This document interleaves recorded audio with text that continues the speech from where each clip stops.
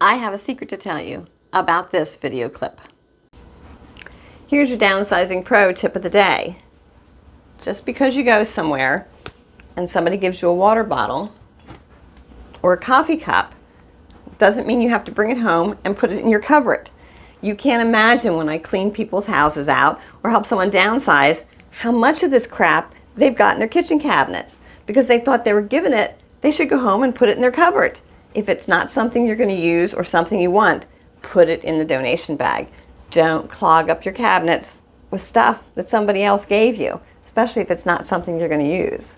So what's my secret? My secret is that anytime I do a video and I have pictures or I have actual pieces of clutter for the video, it's because I've had to borrow it from one of my clients.